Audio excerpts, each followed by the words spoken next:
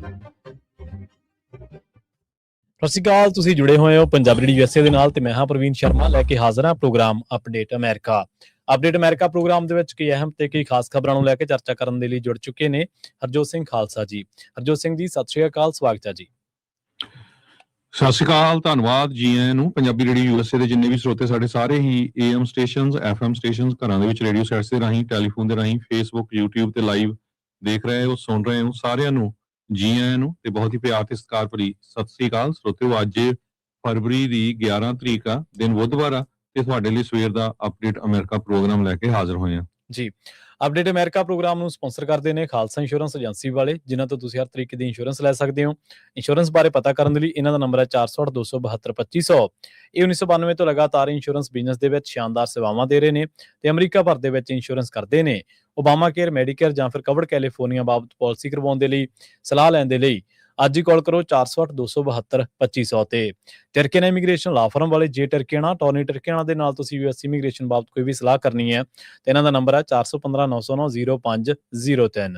Manjeet Singh Kular, Avtar Singh Manjal Clovis, Satnam Singh Sanipurewal Yuba City, Lakhbir Singh Samra Texas, Gurmel Singh Lidder Bakersfield, Amarjit Singh Stockton, Grewal travel ਵਾਲੇ Yuba City, ਜਿਨ੍ਹਾਂ ਤੋਂ ਤੁਸੀਂ tax payroll, visa, OC, passport, ਕਿਸੇ ਤਰ੍ਹਾਂ ਦੀਆਂ ਵੀ ਸੇਵਾਵਾਂ ਲੈਣੀਆਂ ਨੇ ਤੇ ਇਹਨਾਂ ਦਾ ਨੰਬਰ ਨੋਟ ਕਰ ਲਓ 5307517605। ਮੰਗਲ ਸਿੰਘ ਸਮਰਾ ਨਾਰਥਵੁੱਡ ਮੋਟਰ ਵਾਲੇ USA ਕੈਨੇਡਾ ਬਾਰਡਰ ਤੇ ਨੇ ਤੇ ਇਹ ਵੀ ਅਪਡੇਟ ਅਮਰੀਕਾ ਪ੍ਰੋਗਰਾਮ ਨੂੰ ਸਪਾਂਸਰ ਕਰਦੇ ਨੇ। ਬਲਜਿੰਦਰ ਸਿੰਘ ਨਿਜਰ ਵੁੱਡਲੈਂਡ, ਹਰਜੀਤ ਸਿੰਘ ਲੈਥਰੋਪ, ਇਕਬਾਲ ਸਿੰਘ ਜੋਹਲ ਤੇ ਗੁਰਦੇਵ ਸਿੰਘ LA, ਗੁਰਮੇਲ ਬਾਸੀ ਐਲਗਰੋਵ, ਹਰਨੇਕ ਸਿੰਘ ਪਾਬਲਾ ਵਾਸ਼ਿੰਗਟਨ ਰੈਂਟਨ, ਸਿਕੰਦਰ ਸਿੰਘ ਗਰੇਵਾਲ ਟ੍ਰੇਸੀ, ਗੁਰਨੇਕ ਸਿੰਘ ਬਾਗੜੀ ਫਰੈਜ਼ਨੋ, ਪਰਮਜੀਤ ਸਿੰਘ ਦਾਖਾ ਬਰਕਲੇ, ਊੜਾ ਡੈਟ ਰਿਲੀਫ ਵਾਲੇ ਨਿਰਮਲ ਮਾਨ। ਜੇਕਰ ਤੁਸੀਂ ਬੈਂਕਰਪਸੀ ਤੋਂ ਬਚਣਾ ਚਾਹੁੰਦੇ ਹੋ, ਕਰਜ਼ੇ ਦੇ ਜਾਲ ਦੇ ਵਿੱਚ ਫਸੇ ਹੋਏ ਹੋ ਤਾਂ ਕਾਲ ਕਰ ਸਕਦੇ ਹੋ 188-888-9914 ਦੇ ਉੱਤੇ। ਤੇ ਕਰਮਜੀਤ ਸਿੰਘ, ਇਹਨਾਂ ਸਾਰੇ ਹੀ ਸਪਾਂਸਰਸ ਦਾ ਬਹੁਤ ਬਹੁਤ ਧੰਨਵਾਦ। ਤੇ ਜੇਕਰ ਤੁਸੀਂ ਵੀ ਪੰਜਾਬੀ ਰੇਡੀਓ USA ਦੇ ਇਹਨਾਂ ਪ੍ਰੋਗਰਾਮਾਂ ਨੂੰ ਸਪਾਂਸਰ ਕਰਨਾ ਚਾਹੁੰਦੇ ਹੋ ਤਾਂ ਸਟੂਡੀਓ ਦਾ ਨੰਬਰ ਹੈ 408-272-5200। ਸੋ ਅੱਜ ਦਾ ਅਪਡੇਟ ਅਮਰੀਕਾ ਆਪਣਾ ਜਿਹੜਾ ਪ੍ਰੋਗਰਾਮ ਹੈ ਇਹ ਸਾਲ 2026 ਦੀ 11 ਫਰਵਰੀ ਦਾ ਪ੍ਰੋਗਰਾਮ ਹੈ ਤੇ ਦਿਨ ਅੱਜ ਬੁੱਧਵਾਰ ਹੈ। ਖਬਰਾਂ ਦੇ ਵੱਲ ਵਧਣ ਤੋਂ ਪਹਿਲਾਂ ਆਪ ਸਭ ਨੂੰ ਸਾਹਿਬਜ਼ਾਦਾ ਬਾਬਾ ਅਜੀਤ ਸਿੰਘ ਜੀ ਦੇ ਜਨਮ ਦਿਹਾੜੇ ਦੀਆਂ ਲੱਖ ਲੱਖ ਮੁਬਾਰਕਾਂ ਹੋਣ ਜੀ। ਸੋ ਸਰੋਤਿਓ, ਅੱਜ ਦੀਆਂ ਖਬਰਾਂ ਵੱਲ ਚੱਲੀਏ ਤੇ ਐਲ ਪਾਸੋ ਟੈਕਸਸ ਦਾ ਜਿਹੜਾ 에ਅਰਪੋਰਟ ਹੈਗਾ ਆ ਉਹ ਕਲੋਜ਼ ਕੀਤਾ ਗਿਆ ਸੀ। 에ਅਰਬੇਸ ਐਲ ਪਾਸੋ ਦਾ 에ਅਰਬੇਸ ਸੋ ਹੁਣ ਉਸ ਨੂੰ ਓਪਨ ਕਰ ਦਿੱਤਾ ਗਿਆ। ਇਹਦੇ ਉੱਤੇ ਬਲੇਮ ਜੋ ਆ ਉਹ FAI ਜੋ ਹੈਗੇ ਆ ਤੇ ਪਲੱਸ ਟਰੰਪ ਐਡਮਿਨਿਸਟ੍ਰੇਸ਼ਨ, ਉਹਨਾਂ ਨੇ ਇਹ ਕਿਹਾ ਵੀ ਮੈਕਸੀਕਨ ਕਾਰਟਲ ਡਰੋਨ ਇਨਕਰਜਨ ਹੋਇਆ। ਸੋ ਮੈਕਸੀਕਨ ਕਾਰਟਲ ਜੋ ਆ ਉਹਨਾਂ ਨੇ ਡਰੋਨ ਜਿਹੜਾ ਉਧਰ ਨੂੰ ਭੇਜਿਆ ਸੀਗਾ। ਫੈਡਰਲ ਐਵੀਏਸ਼ਨ ਐਡਮਿਨਿਸਟ੍ਰੇਸ਼ਨ ਨੇ 10 ਦਿਨਾਂ ਦਾ ਕਲੋਜ਼ਰ ਅਨਾਉਂਸ ਕੀਤਾ ਸੀ ਵੀ ਸਾਰੀਆਂ ਫਲਾਈਟਸ ਗਰਾਊਂਡ ਕਰ ਦੇਣੀਆਂ ਟੂ ਐਂਡ ਫਰੋਮ 에ਅਰਪੋਰਟ। ਪਰ ਬਾਅਦ ਦੇ ਵਿੱਚ ਟਰਾਂਸਪੋਰਟੇਸ਼ਨ ਸੈਕਟਰੀ ਸ਼ਾਨ ਡਫੀ ਉਹਨਾਂ ਨੇ ਐਕਸ ਦੇ ਉੱਤੇ ਪੋਸਟ ਪਾਈ ਪਈ FAA ਤੇ ਡਿਫੈਂਸ ਡਿਪਾਰਟਮੈਂਟ ਇਮੀਡੀਏਟਲੀ ਉਹਨਾਂ ਨੇ ਐਕਟ ਕੀਤਾ ਤੇ ਜੋ ਡਰੋਨ ਸੀ ਉਹਨੂੰ ਉਹਨਾਂ ਨੇ ਸਿੱਟਿਆ ਵੀ ਥੱਲੇ ਤੇ ਜੋ ਥ੍ਰੈਟ ਆ ਹੁਣ ਉਹ ਨਿਊਟਰਲਾਈਜ਼ ਹੋ ਗਈ ਆ। ਕਿਸੇ ਤਰ੍ਹਾਂ ਦਾ ਵੀ ਕੋਈ ਡੈਮੇਜ ਹੋਣ ਦਾ ਖਤਰਾ ਨਹੀਂ ਹੈਗਾ, ਖਾਸ ਕਰਕੇ ਕਮਰਸ਼ੀਅਲ ਟਰੈਵਲ ਨੂੰ। ਸੋ ਨਾਰਮਲ ਫਲਾਈਟਸ ਅੱਜ ਸਵੇਰੇ ਜੋ ਆ ਉਹ ਸ਼ੁਰੂ ਹੋ ਗਈਆਂ ਹੈਗੀਆਂ। ਇਹ ਨਹੀਂ ਦੱਸਿਆ ਗਿਆ ਵੀ ਕਿੰਨੇ ਕੁ ਡਰੋਨ ਜਿਹੜੇ ਇਸ ਕੰਮ ਦੇ ਵਿੱਚ ਇਨਵੋਲਵ ਸੀਗੇ ਤੇ ਸ਼ਟਡਾਊਨ ਸਪੈਸ਼ਲ ਸਿਕਿਉਰਿਟੀ ਰੀਜ਼ਨ ਕਰਕੇ ਕੀਤਾ ਗਿਆ ਸੀਗਾ, ਜਿਹਦੇ ਨਾਲ ਬਹੁਤ ਜ਼ਿਆਦਾ ਡਿਸਟਰਪਸ਼ਨ ਹੋਣੀ ਸੀ। ਸੋ ਮੈਟਰੋਪੋਲੀਟਨ ਏਰੀਆ ਕਾਫੀ ਵੱਡਾ ਆ ਉੱਥੇ ਦਾ। ਟੈਕਸਸ ਦੇ ਗਵਰਨਰ ਗ੍ਰੈਗ ਐਬਟ ਉਹਨਾਂ ਦੇ ਆਫਿਸ ਨੇ ਕਿਹਾ ਵੀ ਜਿਹੜੇ ਸਾਰੇ ਕੁਐਸਚਨ ਆ ਤੁਸੀਂ FAA ਜੋ ਫੈਡਰਲ ਐਵੀਏਸ਼ਨ ਐਡਮਿਨਿਸਟ੍ਰੇਸ਼ਨ ਆ ਉਹਨਾਂ ਤੋਂ ਪੁੱਛ ਸਕਦੇ ਹੋ। ਸਟੀਵਨ ਬਿਲਗਵੀ ਜੋ ਡਿਪਟੀ ਡਾਇਰੈਕਟਰ ਹੈਗੇ ਆ ਕਾਊਂਟਰ ਡਰੋਨ ਪ੍ਰੋਗਰਾਮ ਦੇ ਡਿਪਾਰਟਮੈਂਟ ਆਫ ਹੋਮਲੈਂਡ ਸਿਕਿਉਰਿਟੀ ਦੇ, ਉਹਨਾਂ ਨੇ ਇਹ ਕਿਹਾ ਸੀ ਵੀ ਹਰ ਰੋਜ਼ ਕੋਈ ਨਾ ਕੋਈ ਜਿਹੜੇ ਕਾਰਟਲਸ ਆ ਉਹ ਡਰੋਨਸ ਨੂੰ ਯੂਜ਼ ਕਰ ਰਹੇ ਆ ਡਰੱਗ ਨੂੰ ਅਮਰੀਕਾ ਦੇ ਵਿੱਚ ਭੇਜਣ ਦੇ ਲਈ, ਖਾਸ ਕਰਕੇ ਜੋ USA ਦਾ ਤੇ ਮੈਕਸੀਕੋ ਦਾ ਬਾਰਡਰ ਹੈਗਾ ਤੇ ਜੋ ਬਾਰਡਰ ਪੈਟਰੋਲ ਏਜੰਟਸ ਆ ਇਹਦੀ ਪੂਰੀ ਸਰਵੇਲੈਂਸ ਕਰ ਰਹੇ ਹੈਗੇ ਆ। 27,000 ਦੇ ਕਰੀਬ ਡਰੋਨਸ ਡਿਟੈਕਟ ਕੀਤੇ ਗਏ ਆ 1600 ਫੁੱਟ ਜਾਂ 500 ਮੀਟਰ ਕਹਿ ਲਓ ਵਿਦਿਨ ਸਦਰਨ ਬਾਰਡਰ ਪਿਛਲੇ ਮਹੀਨੇ 'ਚ। ਇਹ ਤੋਂ ਤੁਸੀਂ ਦੇਖ ਲਓ ਕਿੰਨੀ ਕੁ ਤਕੜੀ ਜਿਹੜੀ ਆ ਉਹ ਟੈਕਨੋਲੋਜੀ ਵਰਤ ਰਹੇ ਹੈਗੇ ਆ ਜਿਹੜੇ ਡਰੱਗ ਕਾਰਟਲਸ ਹੈਗੇ ਆ। 27,000 ਡਰੋਨ ਡਿਟੈਕਟ ਕੀਤੇ ਗਏ ਸੀ ਸੋ ਪਿਛਲੇ 6 ਮਹੀਨਿਆਂ ਦੇ ਵਿੱਚ। ਸੋ ਇਹ ਮੋਸਟਲੀ ਕਹਿੰਦੇ ਵੀ ਰਾਤ ਦੇ ਟਾਈਮ ਦੇ ਉੱਤੇ ਫਲਾਈਟ ਕਰਦੇ ਹੈਗੇ ਆ ਤੇ ਹੋਮਲੈਂਡ ਸਿਕਿਉਰਿਟੀ ਨੇ ਹਜ਼ਾਰਾਂ ਦੀ ਗਿਣਤੀ ਦੇ ਵਿੱਚ ਜੋ ਮੈਥ ਆ, ਹਜ਼ਾਰਾਂ ਪਾਉਂਡ ਉਹ ਵੀ ਜੋ ਰਿਕਵਰ ਕੀਤੀ ਹੈਗੀ ਆ ਇਹਨਾਂ ਡਰੋਨਸ ਦੇ ਰਾਹੀਂ ਜੋ ਭੇਜਦੇ ਹੈਗੇ ਆ। ਮੈਕਸੀਕਨ ਆਫੀਸ਼ੀਅਲਸ ਵਾਸ਼ਿੰਗਟਨ ਨੂੰ ਆ ਰਹੇ ਆ।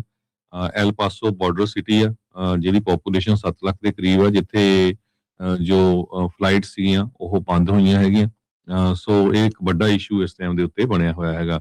ਸਿਓਡਾਡ ਯੋਰੇਜ਼ ਜੋ 1.5 ਮਿਲੀਅਨ ਦੇ ਕਰੀਬ ਲੋਕ ਰਹਿੰਦੇ ਆ, ਉਹ ਬਾਰਡਰ ਦੇ ਉਸ ਪਾਰ ਹੈਗੇ ਆ। ਸੋ ਉਹ ਕਹਿੰਦੇ ਇਸ ਜੋ 에ਅਰਪੋਰਟ ਹੈ ਇਹਦੀਆਂ ਸਰਵਿਸਿਜ਼ ਵੀ ਕਾਫੀ ਜ਼ਿਆਦਾ ਲੈਂਦੇ ਹੈਗੇ ਆ। ਸੋ ਮੈਕਸੀਕਨ ਡਿਫੈਂਸ ਤੇ ਨੇਵੀ ਸੈਕਟਰੀਜ਼ ਅੱਜ ਨਾਰਦਰਨ ਕਮਾਂਡ ਆਫੀਸ਼ੀਅਲਸ ਨੂੰ ਵਾਸ਼ਿੰਗਟਨ ਦੇ ਵਿੱਚ ਮਿਲਣ ਜਾ ਰਹੇ ਹੈਗੇ ਆ।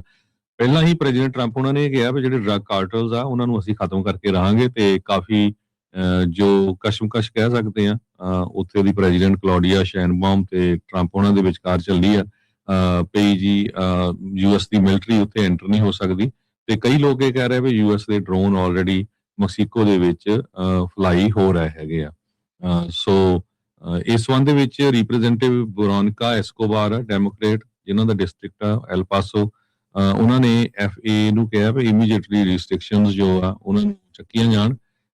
ਪਰ ਜੋ ਕੁਝ ਕਹਿੰਦੇ ਵੀ ਗੱਲਬਾਤ ਆ ਰਹੀ ਆ ਵੀ ਦਾ information does not add up. So ਜੋ ਫੈਡਰਲ ਗਵਰਨਮੈਂਟ ਤੋਂ ਇਨਫੋਰਮੇਸ਼ਨ ਮਿਲ ਰਹੀ ਆ ਉਹਦਾ ਕੋਈ ਫਾਈਨਲ ਰਿਜ਼ਲਟ ਨਹੀਂ ਪਤਾ ਲੱਗ ਰਿਹਾ ਹੈਗਾ। ਸੋ ਇਹ ਇੱਕ ਕਾਫੀ ਵੱਡੀ ਖਬਰ ਆ ਕਿ ਅਮਰੀਕਾ ਦਾ ਜਿਹੜਾ ਹੁਣ 에ਅਰ ਸਪੇਸ ਹੈਗਾ ਆਪਣੇ ਟੈਕਸਸ ਦੇ ਵਿੱਚ ਐਲ ਪਾਸੋ 에ਅਰ ਸਪੇਸ, ਉਸ ਨੂੰ ਸ਼ਟ ਡਾਊਨ ਕਰਨਾ ਪਿਆ ਸੀ ਡਰੱਗ ਕਾਰਟਲਸ ਦੇ ਡਰੋਨ ਕਰਕੇ, ਤੇ ਹੁਣ ਉਸ ਨੂੰ ਦੁਬਾਰਾ ਕੀ ਖੋਲ ਦਿੱਤਾ ਗਿਆ ਹੈ। ਜੀ, ਅਗਲੀ ਖਬਰ ਜਿਹੜੀ ਆ ਰਹੀ ਆ ਉਹ ਜਿਹੜੇ ਇੱਥੋਂ ਦੇ ਮੰਤਰੀ ਨੇ ਕਹਿ ਲਓ ਉਹਨਾਂ ਦੇ ਨਾਲ ਜੁੜੀ ਹੋਈ ਆ। ਪੈਮ ਬੌਂਡੀ ਜਿਹੜੇ ਕਿ ਲਗਾਤਾਰ ਸੁਰਖੀਆਂ ਦੇ ਵਿੱਚ ਨੇ, ਅਟਾਰਨੀ ਜਨਰਲ ਪੈਮ ਬੌਂਡੀ ਦੇ ਨਾਲ ਜੁੜੀ ਹੋਈ ਆ। ਹਾਊਸ ਜੁਡੀਸ਼ਰੀ ਕਮੇਟੀ ਦੀ ਹੀਅਰਿੰਗ ਦੇ ਵਿੱਚ ਕਹਿੰਦੇ ਕਿ ਖਾਸਾ ਡਰਾਮਾ ਹੋ ਗਿਆ। ਕਾਰਨ ਇਹ ਕਿ ਜਦੋਂ ਬੌਂਡੀ ਨੂੰ ਸਵਾਲ ਕੀਤੇ ਗਏ ਤਾਂ ਉਹ ਉੱਚੀ ਬੋਲਣ ਲੱਗੀ। ਉਹਨਾਂ ਦੀ ਜਿਹੜੀ ਆਵਾਜ਼ ਸੀ ਉਹ ਰੂਮ ਦੇ ਵਿੱਚ ਸਭ ਤੋਂ ਉੱਚੀ ਆਖੀ ਗਈ ਆ। ਅਖੀਰ ਤੇ ਇਹ ਡਰਾਮਾ ਇੰਨਾ ਕੁ ਵੱਧ ਗਿਆ ਵੀ ਜਿਹੜੇ ਡੈਮੋਕ੍ਰੇਟਸ ਨੇ ਉਹਨਾਂ ਦੇ ਉੱਤੇ ਦੋਸ਼ ਲਾਏ ਉਹਨੇ ਵੀ ਇਹ ਮੈਨੂੰ ਡਰਾਉਣੀ ਜਿਹੜੀ ਟੋਨ ਆ ਉਹਦੇ ਵਿੱਚ ਸਵਾਲ ਪੁੱਛ ਰਹੇ ਨੇ। ਅਟਾਰਨੀ ਜਨਰਲ ਜਿਹੜੇ ਨੇ ਉਹਨਾਂ ਦੀ ਆਵਾਜ਼ ਇੱਕ ਵਾਰੀ ਇੰਨੀ ਕੁ ਉੱਚੀ ਹੋ ਗਈ ਸੀ ਕਿ ਜਿਮ ਜਾਰਡਨ ਜਿਹੜੇ ਕਿ ਰਿਪਬਲਿਕਨ ਨੇ, ਚੇਅਰਮੈਨ ਵੀ ਨੇ ਕਮੇਟੀ ਦੇ, ਉਹਨਾਂ ਨੂੰ ਵਿੱਚ ਉਹਦੇ ਇਨਵੋਲਵ ਹੋ ਕੇ ਉਹਨਾਂ ਨੂੰ ਰੋਕਣਾ ਪਿਆ ਪੈਮ ਬੌਂਡੀ ਨੂੰ, ਤੇ ਉਹਨਾਂ ਨੇ ਕਿਹਾ ਕਿ ਨਹੀਂ ਇਸ ਤਰੀਕੇ ਦੇ ਨਾਲ ਤੁਸੀਂ ਜੁਡੀਸ਼ਰੀ ਕਮੇਟੀ ਦੇ ਸਾਹਮਣੇ ਹੀਅਰਿੰਗ ਦੇ ਵਿੱਚ ਤੁਸੀਂ ਇਸ ਤਰੀਕੇ ਨਾਲ ਪੇਸ਼ ਨਹੀਂ ਆ ਸਕਦੇ। ਪਰ ਲਗਾਤਾਰ ਜਿਹੜਾ ਆਪਸੀ ਤਣਾਅ ਸੀ ਉਹ ਬਣਿਆ ਰਿਹਾ। ਪ੍ਰੈਮਿਲਾ ਜੈਪਾਲ ਜਿਹੜੇ ਨੇ ਉਹਨਾਂ ਨੇ ਕਈ ਜਿਹੜੇ ਸਵਾਲ ਪੁੱਛੇ ਸੀ, ਖਾਸ ਕਰਕੇ ਜੈਫਰੀ ਐਪਸਟੀਨ ਜਿਹੜੀਆਂ ਫਾਈਲਸ ਨੇ ਉਹਨਾਂ ਨੂੰ ਲੈ ਕੇ। ਪੈਮ ਬੌਂਡੀ ਜਿਹੜੇ ਕਿ ਉਹਨਾਂ ਨੇ ਦੋਸ਼ ਲਾਏ, ਹੋਰ ਵੀ ਕਈ ਤਰ੍ਹਾਂ ਦੇ ਦੋਸ਼ ਸੀਗੇ। ਸੋ ਕਹਿੰਦੇ ਵੀ ਤੁਸੀਂ ਜਿਹੜੇ ਲਗਾਤਾਰ ਸਵਾਲਾਂ ਤੋਂ ਭੱਜਣ ਦੀ ਕੋਸ਼ਿਸ਼ ਨਾ ਕਰੋ, ਤੁਸੀਂ ਇਹਨਾਂ ਤੋਂ ਭੱਜ ਨਹੀਂ ਸਕਦੇ। ਪਰ ਐਪਸਟੀਨ ਦੇ ਮਾਮਲੇ ਦੇ ਵਿੱਚ ਪੈਮ ਬੌਂਡੀ ਨੂੰ ਕਿਹਾ ਗਿਆ ਕਿ ਤੁਸੀਂ ਇਹ ਮਾਮਲੇ ਦੇ ਵਿੱਚ ਦਖਲਅੰਦਾਜ਼ੀ ਕਰਕੇ ਤੇ ਲੋੜੋਂ ਵੱਧ ਇਸ ਮਾਮਲੇ ਦੇ ਵਿੱਚ ਹੇਰ-ਫੇਰ ਕੀਤਾ, ਪ੍ਰੈਮਿਲਾ ਜੈਪਾਲ ਦੇ ਕਹਿਣ ਦੇ ਮੁਤਾਬਕ। ਉਸ ਤੋਂ ਬਾਅਦ ਕਹਿੰਦੇ ਸਥਿਤੀ ਹੋਰ ਅਨਕੰਫਰਟੇਬਲ ਹੋ ਗਈ ਸੀ ਤੇ ਡਰਾਮੈਟਿਕ ਮੂਵਮੈਂਟ ਜਿਹੜੀ ਉਹ ਤਿਆਰ ਹੋ ਗਈ ਸੀਗੀ, ਤੇ ਲਗਾਤਾਰ ਇਹਨਾਂ ਦੇ ਵਿੱਚ ਆਪਸੀ ਜਿਹੜੀ ਤਕਰਾਰਬਾਜ਼ੀ ਉਹ ਹੁੰਦੀ ਰਹੀ। ਤੇ ਬਾਅਦ ਦੇ ਵਿੱਚ ਜਦੋਂ ਜਿਮ ਜਾਰਡਨ ਜਿਨ੍ਹਾਂ ਨੇ ਦਖਲਅੰਦਾਜ਼ੀ ਕਰਕੇ ਇਸ ਜਿਹੜੀ ਬਹਿਸ ਆ ਜਾਂ ਜਿਹੜੇ ਇੱਕ ਵਾਰੀ ਤਾਂ ਪੂਰਾ ਤਣਾਅ ਬਣ ਗਿਆ ਸੀ ਉਹਨੂੰ ਰੋਕਣ ਦਾ ਯਤਨ ਕੀਤਾ, ਤਾਂ ਉਸ ਤੋਂ ਬਾਅਦ ਪੈਮ ਬੌਂਡੀ ਵੀ ਜਿਹੜੇ ਆ ਉਹ ਥੋੜੇ ਬਹੁਤ ਸ਼ਾਂਤ ਹੋਏ। ਇਹਦੇ ਨਾਲ ਬੌਂਡੀ ਜਿਹੜੇ ਨੇ ਉਹਨਾਂ ਨੇ ਡਿਫੈਂਡ ਕੀਤਾ ਐਪਸਟੀਨ ਦੇ ਮਾਮਲੇ ਦੇ ਵਿੱਚ। ਉਹ ਕਹਿੰਦੇ ਵੀ ਮੈਂ ਇੱਕ ਕੈਰੀਅਰ ਪ੍ਰੋਸੀਕਿਊਟਰ ਦੇ ਨਾਂ ਦੇ ਨਾਲ ਉਹਨਾਂ ਨੇ ਆਪਣੇ ਆਪ ਨੂੰ ਸੰਬੋਧਨ ਕੀਤਾ, ਤੇ ਕਹਿੰਦੇ ਵੀ ਮੈਂ ਆਪਣੇ ਇਸ ਮਾਮਲੇ ਦੇ ਵਿੱਚ ਜਿੰਨਾ ਵੀ ਮੇਰਾ ਕੈਰੀਅਰ ਆ ਤੇ ਮੈਂ ਵਿਕਟਮਸ ਦੇ ਲਈ ਫਾਈਟ ਜਿਹੜੀ ਆ ਉਹ ਕਰਦੀ ਰਹੀ ਹਾਂ ਤੇ ਕਰਦੀ ਰਹੂੰਗੀ, ਜਿਹੜੇ ਵੀ ਮੇਰੇ ਤੱਕ ਹੁਣ ਤੱਕ ਪਹੁੰਚੇ ਨੇ।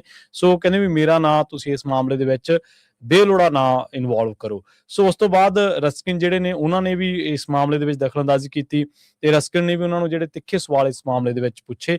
ਸੋ ਤੇ 4 ਜਾਣੇ ਜਿਹੜੇ ਨੇ, ਜੈਮੀ ਰਸਕਿਨ ਤੇ ਪੈਮ ਬੌਂਡੀ, ਪ੍ਰੈਮਿਲਾ ਜੈਪਾਲ ਤੇ ਜਿਹੜੇ ਇੱਕ ਰਿਪਬਲਿਕਨ ਪਾਰਟੀ ਤਰਫੋਂ ਨੇ, ਉਹਨਾਂ ਨੇ ਇਸ ਮਾਮਲੇ ਦੇ ਵਿੱਚ 4ਾਂ ਦੀ ਜਿਹੜੀ ਆਪਸੀ ਗੱਲਬਾਤ ਆ ਉਹ ਬਹੁਤ ਜ਼ਿਆਦਾ ਵੱਧ ਗਈ ਸੀ। ਤੇ ਜਿਮ ਜਾਰਡਨ ਦੇ ਦਖਲ ਦੇ ਨਾਲ ਬਾਅਦ ਦੇ ਵਿੱਚ ਇਹ ਜਿਹੜਾ ਮਾਮਲਾ ਜਿਹੜੀ ਹੀਅਰਿੰਗ ਸੀ ਹੌਲੀ ਫਿਰ ਸ਼ਾਂਤ ਪਾਸੇ ਵਾਲੇ ਨੂੰ ਤੁਰੀ ਸੀ। ਬਹੁਤ ਸਾਰੇ ਜਿਹੜੇ ਰਿਪਬਲਿਕਨਸ ਆ ਉਹ ਵੀ ਕ੍ਰਿਟੀਸਾਈਜ਼ ਕਰ ਰਹੇ ਹੈਗੇ ਪੈਮ ਬੌਂਡੀ ਨੂੰ, ਖਾਸ ਕਰਕੇ ਜਿਸ ਹਿਸਾਬ ਦੇ ਨਾਲ ਉਹਨਾਂ ਨੇ ਜੈਫਰੀ ਐਪਸਟਾਈਨ ਦੀਆਂ ਜੋ ਸੈਕਸ ਅਫੈਂਡਰ ਸੀਗਾ ਉਹਦੀਆਂ ਫਾਈਲਸ ਨੂੰ ਹੈਂਡਲ ਕੀਤਾ ਹੈਗਾ ਆ। ਸੋ ਕ੍ਰਿਟਿਸਿਜ਼ਮ ਕਹਿੰਦੇ ਵੀ ਡਿਪਾਰਟਮੈਂਟ ਦਾ ਫੇਲਿਅਰ ਹੋਇਆ ਹੈਗਾ। ਇਸ ਤੋਂ ਬਿਨਾ ਬਹੁਤ ਸਾਰੇ ਜੋ ਓਪੋਨੈਂਟਸ ਹੈਗੇ ਆ ਪ੍ਰੈਜ਼ੀਡੈਂਟ ਦੇ, ਤੇ ਉਹਨਾਂ ਨੇ ਇਹ ਕਿਹਾ ਵੀ ਡਿਪਾਰਟਮੈਂਟ ਆਫ ਜਸਟਿਸ ਪੂਰੀ ਤਰ੍ਹਾਂ ਪੋਲੀਟੀਕਲੀ ਇਨਵੋਲਵ ਆ। ਉਹਨਾਂ ਨੇ ਫੈਡਰਲ ਰਿਜ਼ਰਵ ਬੋਰਡ ਦੇ ਜਿਹੜੇ ਚੇਅਰਮੈਨ ਆ ਜਰੋਮ ਪਾਵਲ, ਉਹਨਾਂ ਦੀ ਇਨਵੈਸਟੀਗੇਸ਼ਨ ਸ਼ੁਰੂ ਕੀਤੀ ਹੋਈ ਆ। ਕੈਲੀਫੋਰਨੀਆ ਦੇ ਡੈਮੋਕ੍ਰੇਟ ਸੈਨੇਟਰ ਐਡਮ ਸ਼ਿਫ ਆ, ਉਹਨਾਂ ਦੀ ਸਾਬਕਾ ਅਵਾਮਾ ਟਾਈਮ ਦੇ ਇੰਟੈਲੀਜੈਂਸ ਆਫੀਸ਼ੀਅਲ ਜੇਮਸ ਕਲੈਪਰ ਤੇ ਜੌਨ ਬ੍ਰੈਨਨ ਕਹਿੰਦੇ ਵੀ ਅੱਜ ਤੱਕ ਕਦੇ ਇਹ ਨਹੀਂ ਹੋਇਆ ਜੋ ਡਿਪਾਰਟਮੈਂਟ ਆਫ ਜਸਟਿਸ ਨੂੰ ਪੋਲੀਟੀਸਾਈਜ਼ ਕੀਤਾ ਹੋਇਆ ਹੋਵੇ। ਸੋ ਇਹ ਪੈਮ ਬੌਂਡੀ ਉਹਨਾਂ ਦੇ ਅੰਡਰ ਹੋ ਰਿਹਾ ਹੈਗਾ ਆ। ਸੋ ਪਰ ਸੋ ਫਾਰ ਪੈਮ ਬੌਂਡੀ ਉਹਨਾਂ ਨੂੰ ਟਰੰਪ ਉਹਨਾਂ ਦੀ ਪੂਰੀ ਸਪੋਰਟ ਆ ਤੇ ਹਜੇ ਤੱਕ ਉਹ ਕਿਤੇ ਜਾਂਦੇ ਨਹੀਂ ਤੇ ਉਹ ਅਟਾਰਨੀ ਜਨਰਲ ਹੀ ਟਿਕੇ ਰਹਿਣਗੇ। ਜੀ ਅਗਲੀ ਜਿਹੜੀ ਖਬਰ ਆ ਉਹ ਇੱਕ ਭਾਰਤੀ ਜੋੜੇ ਦੇ ਨਾਲ ਜੁੜੀ ਹੋਈ। ਆਪਾਂ ਨੂੰ ਪਤਾ ਹੀ ਹੈ ਕਿ ਅਮਰੀਕਾ ਦੀ ਬਾਰਡਰ ਤੇ ਹੁਣ ਜਿਹੜੀ ਸਖਤੀ ਆ ਉਹ ਬਹੁਤ ਜ਼ਿਆਦਾ ਕੀਤੀ ਹੋਈ ਆ। ਪਹਿਲਾਂ ਬਾਰਡਰ ਖੁੱਲਾ ਸੀਗਾ ਤੇ ਇਸ ਸਖਤੀ ਦੇ ਕਰਕੇ ਬਹੁਤ ਸਾਰੇ ਜਿਹੜੇ ਲੋਕ ਨੇ ਉਹ ਅਮਰੀਕੀ ਬਾਰਡਰ ਤੋਂ ਕ੍ਰਾਸ ਕਰਨ ਤੋਂ ਪਹਿਲਾਂ ਹੀ ਮੁੜ ਰਹੇ ਨੇ ਤੇ ਜਾਂ ਫਿਰ ਜਿਹੜੇ ਇਸ ਕੰਮ ਦੇ ਨਾਲ ਜੁੜੇ ਹੋਏ ਲੋਕ ਸੀ, ਜਿਹੜੇ ਤਸਕਰੀ ਕਰਦੇ ਸੀਗੇ, ਉਹਨਾਂ ਨੇ ਹੁਣ ਜਿਹੜੇ ਲੋਕ ਆ ਰਹੇ ਨੇ 2 ਨੰਬਰ ਦੇ ਵਿੱਚ, ਉਹਨਾਂ ਨੂੰ ਅਗਵਾ ਕਰਨ ਦਾ, ਉਹਨਾਂ ਨੂੰ ਕਿਡਨੈਪਿੰਗ ਕਰਨ ਦਾ ਕੰਮ ਜਿਹੜਾ ਸ਼ੁਰੂ ਕਰ ਲਿਆ। ਗੁਜਰਾਤ ਦੇ ਆਨੰਦ ਜ਼ਿਲ੍ਹੇ ਦਾ ਇੱਕ ਜੋੜਾ ਇਹੋ ਜਿਹੇ ਲੋਕਾਂ ਦੇ ਜਿਹੜਾ ਹੱਥੇ ਚੜ ਗਿਆ। ਇਹ ਅਮਰੀਕਾ ਨੂੰ ਆ ਰਿਹਾ ਸੀ, ਅਜ਼ਰਬਾਈਜਾਨ ਦੇ ਵਿੱਚ ਇਹਨਾਂ ਨੂੰ ਅਗਵਾ ਕਰ ਲਿਆ ਗਿਆ ਤੇ ਫਿਰੌਤੀ ਦੇ ਲਈ ਬੰਧਕ ਬਣਾ ਲਿਆ ਗਿਆ ਸੀ। ਉਸ ਤੋਂ ਬਾਅਦ ਇਹਨਾਂ ਨੂੰ ਕਹਿੰਦੇ ਕਿ ਅਜ਼ਰਬਾਈਜਾਨ ਤੋਂ ਜਦੋਂ ਇਹਨਾਂ ਦੀ ਇੱਕ ਵੀਡੀਓ ਪੋਸਟ ਹੁੰਦੀ ਹੈ ਤੇ ਉਸ ਤੋਂ ਬਾਅਦ ਧਰੁਵ ਪਟੇਲ ਤੇ ਉਹਨਾਂ ਦੀ ਪਤਨੀ ਦੀਪਿਕਾ ਨੂੰ ਰਿਹਾ ਕਰਵਾਇਆ ਗਿਆ। ਵਿਦੇਸ਼ ਮੰਤਰਾਲੇ ਨੂੰ MEA ਨੂੰ ਦਖਲਅੰਦਾਜ਼ੀ ਕਰਨੀ ਪਈ। ਧਰੁਵ ਪਟੇਲ ਤੇ ਦੀਪਿਕਾ ਪਟੇਲ ਨੇ ਦੱਸਿਆ ਵੀ ਉਹਨਾਂ ਨੂੰ ਉਹ ਜਾਣਾ ਚਾਹੁੰਦੇ ਸੀ ਅਮਰੀਕਾ ਦੇ ਵਿੱਚ 2 ਨੰਬਰ ਦੇ ਰਸਤੇ ਰਾਹੀਂ, ਗੈਰ ਕਾਨੂੰਨੀ ਤਰੀਕੇ ਦੇ ਰਾਹੀਂ। ਆਨੰਦ ਜ਼ਿਲ੍ਹਾ ਗੁਜਰਾਤ ਦੇ ਵਿੱਚ ਉੱਥੋਂ ਇਹ ਸੰਬੰਧਿਤ ਨੇ ਤੇ ਉਹਨਾਂ ਨੂੰ ਇਸ ਰਸਤੇ ਦੇ ਦਰਮਿਆਨ ਅਜ਼ਰਬਾਈਜਾਨ ਤੋਂ ਬਾਅਦ ਜਦੋਂ ਉਹਨਾਂ ਨੇ ਕ੍ਰਾਸ ਕਰਨਾ ਚਾਹਿਆ ਤਾਂ ਅਗਵਾਕਾਰਾਂ ਨੇ ਉਹਨਾਂ ਨੂੰ ਅਗਵਾ ਕਰ ਲਿਆ ਸੀਗਾ ਤੇ ਫਿਰੌਤੀ ਦੀ ਮੰਗ ਕੀਤੀ। ਤੇ ਉਸ ਤੋਂ ਬਾਅਦ ਕਹਿੰਦੇ ਵੀ ਇਹਨਾਂ ਦੇ ਵਿੱਚੋਂ ਇੱਕ ਬੰਦਾ ਸੀਗਾ ਜਿਹਨੇ ਇਹ ਗੱਲ ਕਹੀ ਸੀ ਕਿ ਮੈਂ ਤੁਹਾਨੂੰ ਸੁਰੱਖਿਅਤ ਜਿਹੜਾ ਉਹ ਮੈਕਸੀਕੋ ਦੇ ਵਿੱਚ ਅਮਰੀਕੀ ਸਰਹੱਦ ਦੇ ਨੇੜੇ ਕਰ ਦਾਂਗਾ, ਉਸ ਤੋਂ ਬਾਅਦ ਟੱਪਣਾ ਜਿਹੜਾ ਉਹ ਤੁਹਾਡਾ ਕੰਮ ਆ, ਲੰਘਣਾ ਉੱਥੋਂ ਤੁਹਾਡਾ ਕੰਮ ਹੈ। ਬਾਅਦ ਦੇ ਵਿੱਚ ਇਹਨਾਂ ਦੇ ਵਿੱਚੋਂ ਇੱਕ ਅਗਵਾਕਾਰਾਂ ਦੇ ਵਿੱਚੋਂ ਉਸੇ ਬੰਦੇ ਨੇ ਇਹਨਾਂ ਨੂੰ ਅਗਵਾਕਾਰਾਂ ਨੂੰ ਸੂਚਨਾ ਦਿੱਤੀ ਵੀ ਇਸ ਤਰ੍ਹਾਂ ਜੋੜਾ ਤੇ ਉਹ ਅਮਰੀਕਾ ਜਾਣਾ ਚਾਹੁੰਦਾ ਤੇ ਉਹਨਾਂ ਨੂੰ ਤੁਸੀਂ ਅਗਵਾ ਕਰ ਲਓ ਤੇ ਮਤਲਬ ਮੁਖਬਰੀ ਕਰਤੀ ਉਹਨੇ ਜਿਹੜੇ ਦੂਜੇ ਪਾਸੇ ਗੈਰ ਕਾਨੂੰਨੀ ਤਰੀਕੇ ਦੇ ਨਾਲ ਜਾਂ ਮਨੁੱਖੀ ਤਸਕਰੀ ਦੇ ਨਾਲ ਜੁੜੇ ਜਿਹੜੇ ਗੈਂਗ ਨੇ ਉਹਨਾਂ ਦੇ ਕੋਲੇ। ਇਹਨਾਂ ਦੋਨਾਂ ਨੂੰ, ਧਰੁਵ ਪਟੇਲ ਤੇ ਦੀਪਿਕਾ ਪਟੇਲ ਨੂੰ ਅਗਵਾ ਕਰ ਲਿਆ ਗਿਆ। ਬਾਅਦ ਦੇ ਵਿੱਚ ਇਹਨਾਂ ਨੇ ਦੱਸਿਆ ਕਿ ਪਰਿਵਾਰਕ ਮੈਂਬਰਾਂ ਨੇ ਮਿਤਿਸ਼ ਪਟੇਲ ਦੇ ਦਫ਼ਤਰ ਦੇ ਨਾਲ ਜਿਹੜਾ ਉਹ ਸੰਪਰਕ ਕੀਤਾ ਸੀ, ਜਿਹੜੇ ਕਿ ਅਜ਼ਰਬਾਈਜਾਨ ਦੇ ਵਿੱਚ ਨੇ ਤੇ ਆਨੰਦ ਤੋਂ ਮੈਂਬਰ ਪਾਰਲੀਮੈਂਟ ਨੇ। ਉਹਨਾਂ ਨੇ ਅਜ਼ਰਬਾਈਜਾਨ ਦੇ ਵਿੱਚ ਉਹਨਾਂ ਦੇ ਇੱਕ ਹੋਰ ਜਿਹੜਾ ਇੱਕ ਰਿਸ਼ਤੇਦਾਰ ਹੈ ਉਹਦੇ ਨਾਲ ਸੰਪਰਕ ਕੀਤਾ ਤੇ ਫਿਰ ਇਸ ਮਾਮਲੇ ਦੇ ਵਿੱਚ MEA ਜਿਹੜੀ ਇਨਵੋਲਵ ਹੁੰਦੀ ਆ ਤੇ ਫਿਰ ਇਹਨਾਂ ਦੀ ਜਿਹੜੀ ਰਿਹਾਈ ਉਹ ਹੋ ਸਕੀ। ਚਲੋ ਇਹ ਤਾਂ ਆਪਾਂ ਦੇਖਦੇ ਹਾਂ ਕਿ ਇਹਨਾਂ ਦੀ ਰਿਹਾਈ ਹੋ ਸਕੀ ਹੈ ਜਾਂ ਜਿਹੜੇ ਪਟੇਲਾਂ ਦੇ ਮਾਮਲੇ ਦੇ ਵਿੱਚ ਕਹਿ ਲਓ ਜਾਂ ਗੁਜਰਾਤੀਆਂ ਦੇ ਮਾਮਲੇ ਦੇ ਵਿੱਚ ਸਰਕਾਰ ਨੇ ਵੀ ਕੀਤਾ। ਪਰ ਬਹੁਤ ਸਾਰੇ ਲੋਕ ਭਾਰਤ ਦੇ ਅਜਿਹੇ ਨੇ ਜਿਨ੍ਹਾਂ ਦੇ ਅੱਜ ਵੀ ਜਿਹੜੇ ਲੋਕ ਉਹ ਉਡੀਕ ਰਹੇ ਨੇ ਜਾਂ ਉਹ ਸਰਕਾਰ ਤੋਂ ਜਵਾਬ ਮੰਗ ਰਹੇ ਨੇ ਵੀ ਰੂਸ ਦੇ ਵਿੱਚ ਜਿਹੜੇ ਸਾਡੇ ਲੋਕ ਗਏ ਆ ਉਹਨਾਂ ਦੇ ਬਾਰੇ ਸਾਨੂੰ ਜਾਣਕਾਰੀ ਦਿਓ। ਇਸ ਮਾਮਲੇ ਦੇ ਵਿੱਚ ਵਿਦੇਸ਼ ਮੰਤਰਾਲਾ ਕਦੇ ਵੀ ਲੋਕਾਂ ਦੀ ਸੁਣਵਾਈ ਨਹੀਂ ਕਰਦਾ ਦਿਖਾਈ ਦਿੰਦਾ। ਪੰਜਾਬ ਦੇ ਵਿੱਚ ਵੀ ਇਸ ਤਰ੍ਹਾਂ ਦੇ ਬਹੁਤ ਸਾਰੇ ਪਰਿਵਾਰ ਨੇ। ਪੰਜਾਬੀ USA ਦੇ ਉੱਤੇ ਪੱਤਰਕਾਰ ਗੁਰਪ੍ਰੀਤ ਸਿੰਘ ਨੇ ਇੱਕ ਸਟੋਰੀ ਵੀ ਲਾਈ ਸੀ ਜਿਹਦੇ ਵਿੱਚ ਇੱਕ ਪੀੜਤ ਪਰਿਵਾਰ ਨੂੰ ਇਹ ਗੱਲ ਕਹੀ ਗਈ ਸੀ ਪੁਲਿਸ ਵਾਲਿਆਂ ਵੱਲੋਂ ਵੀ ਤੂੰ ਸਾਨੂੰ ਪਹਿਲਾਂ ਪਾਰਟੀ ਦੇ, ਵੀ ਦੱਸੋ ਉੱਥੇ ਕੋਈ ਵਿਆਹ ਹੋਈ ਜਾਂਦਾ ਜਾਂ ਕੋਈ ਹੋਰ ਕੋਈ ਜਸ਼ਨ ਮਨਾਏ ਜਾ ਰਹੇ ਆ, ਵੀ ਤੂੰ ਸਾਨੂੰ ਦਾਰੂ ਲਈ ਪੈਸੇ ਦੇ ਫਿਰ ਅਸੀਂ ਤੇਰੀ ਕੋਈ ਰਿਪੋਰਟ ਦਰਜ ਕਰਾਂਗੇ। ਸੋ ਇਸ ਤਰ੍ਹਾਂ ਦਾ ਜਿਹੜਾ ਆਪਾਂ ਨੂੰ ਜਿਹੜਾ ਭੇਦਭਾਵ ਹੈ, ਜਿਹੜਾ ਪੱਖਪਾਤ ਆ, ਉਹ ਸਰਕਾਰਾਂ ਦੇ ਕੰਮਾਂ ਦੇ ਵਿੱਚ ਵੀ ਦਿਖਦਾ ਵੀ ਅਜ਼ਰਬਾਈਜਾਨ ਤੋਂ ਤਾਂ ਅਗਵਾ ਹੋਏ ਲੋਕ ਵੀ ਛੁਡਾ ਲਏ ਗਏ ਆ ਕਿਉਂਕਿ ਉਹ ਪ੍ਰਧਾਨ ਮੰਤਰੀ ਦੇ ਸੂਬੇ ਤੋਂ ਤਾਲੁਕਾਤ ਰੱਖਦੇ ਸੀ ਜਾਂ ਜਿਹੜੇ ਉੱਥੋਂ ਦਾ ਮੈਂਬਰ ਪਾਰਲੀਮੈਂਟ ਸੀ ਉਹਨਾਂ ਦੇ ਨਾਲ ਉਹਨਾਂ ਦੇ ਚੰਗੇ ਸੰਬੰਧ ਸੀ। ਇੱਕ ਪਾਸੇ ਰੋਲ ਰਹੇ ਨੇ ਪੰਜਾਬ ਦੇ ਮੁੰਡੇ, ਭਾਰਤ ਦੇ ਹੋਰ ਥਾਵਾਂ ਤੋਂ ਲੋਕ ਰੂਸ ਦੇ ਵਿੱਚ ਲੜ ਰਹੇ ਨੇ, ਜ਼ਬਰੀ ਭਰਤੀ ਕੀਤਾ ਗਿਆ। ਉਹਨਾਂ ਮਾਮਲਿਆਂ ਦੇ ਵਿੱਚ ਕਦੇ ਵਿਦੇਸ਼ ਮੰਤਰਾਲੇ ਨੇ ਚੂੰ ਤੱਕ ਨਹੀਂ ਕੀਤੀ। ਜੀ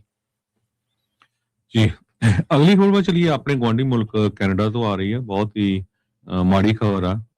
ਕੈਨੇਡਾ ਦੇ ਵਿੱਚ ਬ੍ਰਿਟਿਸ਼ ਕੋਲੰਬੀਆ ਦੇ ਇੱਕ ਟਾਊਨ ਟੰਬਲਰ ਰਿਜ, ਜੋ ਉੱਥੇ ਇੱਕ ਸੈਕੰਡਰੀ ਸਕੂਲ ਸੀ, ਉੱਥੇ ਇੱਕ ਲੜਕੀ ਨੇ ਹੀ, ਇਹ ਹੁਣ ਨਾਮ ਨਹੀਂ ਹਜੇ ਉਹਨੇ ਡਿਸਕਲੋਜ਼ ਕੀਤਾ, ਸਟੂਡੈਂਟਸ ਦੇ ਉੱਤੇ ਗੋਲੀਆਂ ਚਲਾਈਆਂ ਜਿਹਦੇ ਨਾਲ 9 ਤੋਂ ਲੈ ਕੇ 10 ਤੱਕ ਜਿਨ੍ਹਾਂ ਦੀ ਮੌਤ ਹੋ ਚੁੱਕੀ ਆ, 25 ਜਾਣੇ ਜਿਹੜੇ ਆ ਪੂਰੀ ਤਰ੍ਹਾਂ ਫੱਟੜ ਹੋ ਚੁੱਕੇ ਹੈਗੇ ਆ।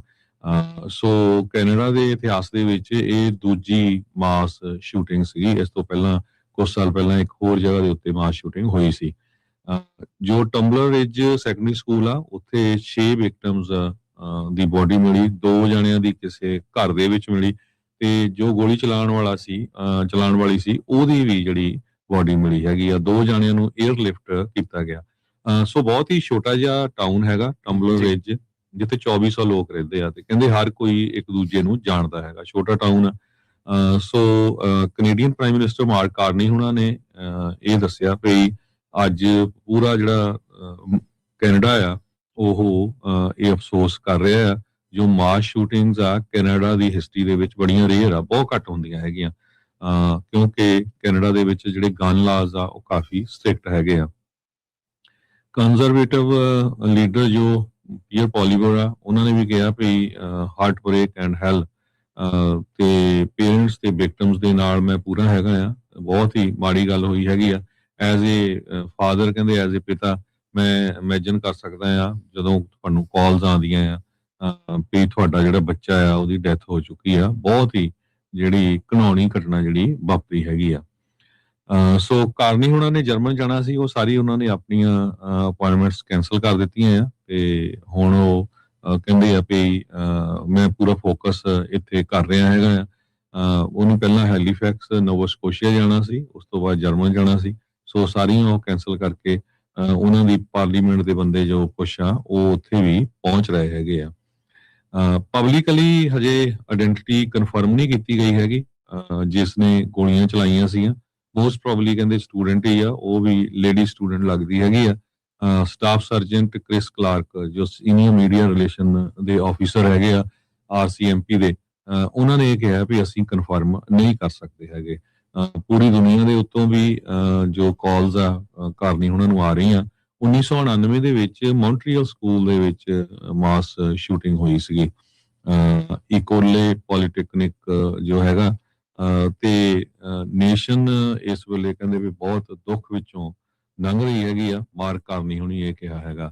ਕਿੰਗ ਚਾਰਲਸ III ਉਹਨਾਂ ਨੇ ਵੀ ਕੰਡੋਲੈਂਸਸ ਆਪਣੀਆਂ ਭੇਜੀਆਂ ਹੈਗੀਆਂ ਕੈਨੇਡਾ ਦੇ ਪ੍ਰਾਈਮ ਮਿਨਿਸਟਰ ਨੂੰ। ਇਸ ਤੋਂ ਬਿਨਾਂ ਹੋਰ ਬਹੁਤ ਸਾਰੇ ਮੁਲਕਾਂ ਦੇ ਹੈਡ ਜੋ ਆ ਉਹਨਾਂ ਨੇ ਕੰਡੋਲੈਂਸਸ ਭੇਜੀਆਂ ਹੈਗੀਆਂ ਜੀ। ਇਸੇ ਤਰ੍ਹਾਂ ਜੇਕਰ ਕੈਨੇਡਾ ਦੇ ਵਿੱਚ ਹੁਣ ਤੱਕ ਦੀਆਂ ਜਿਹੜੀਆਂ ਵੱਡੀਆਂ ਘਟਨਾਵਾਂ ਵਾਪਰੀਆਂ ਨੇ, ਮਾਸ ਸ਼ੂਟਿੰਗ ਦੀਆਂ ਘਟਨਾਵਾਂ ਵਾਪਰੀਆਂ ਨੇ, ਜੇਕਰ ਉਹਨਾਂ ਤੇ ਗੌਰ ਕਰੀਏ ਤਾਂ ਦਸੰਬਰ 6, 1999 ਦਾ ਜਿਹੜਾ ਦਿਨ ਆ ਉਹ ਯਾਦ ਆ ਜਾਂਦਾ, ਜਦੋਂ ਇਕੋਲ ਪੋਲੀਟੈਕਨਿਕ ਮੌਂਟਰੀਅਲ ਦੇ ਵਿੱਚ ਕਾਲਜ ਆ, ਤੇ ਉਹਦੇ ਵਿੱਚ 25 ਸਾਲਾ ਇੱਕ ਮਾਰਕ ਲਿਪਿਨ ਨਾਂ ਦਾ ਬੰਦਾ ਹੈ, ਜਿਹਨੇ ਘੱਟੋ ਘੱਟ 2 ਦਰਜਨ ਤੋਂ ਵੱਧ ਯਾਨੀ ਕਿ 14 ਲੋਕਾਂ ਨੂੰ ਮਾਰ ਦਿੱਤਾ ਸੀ ਤੇ ਬਾਅਦ ਦੇ ਵਿੱਚ ਆਪ ਵੀ ਖੁਦਕੁਸ਼ੀ ਕਰ ਲਈ ਸੀ। ਇਸੇ ਤਰ੍ਹਾਂ ਅਪ੍ਰੈਲ 28 ਦੀ ਗੱਲ ਆ 1999 ਦੀ, ਜਦੋਂ 14 ਸਾਲਾਂ ਦਾ ਜਿਹੜਾ ਗ੍ਰੇਡ 9 ਦਾ ਜਿਹੜਾ ਸਟੂਡੈਂਟ ਹੈ, ਉਹਨੇ 3 ਜਵਾਕਾਂ ਨੂੰ ਜਿਹੜਾ ਉਹ ਮਾਰ ਦਿੱਤਾ ਸੀਗਾ।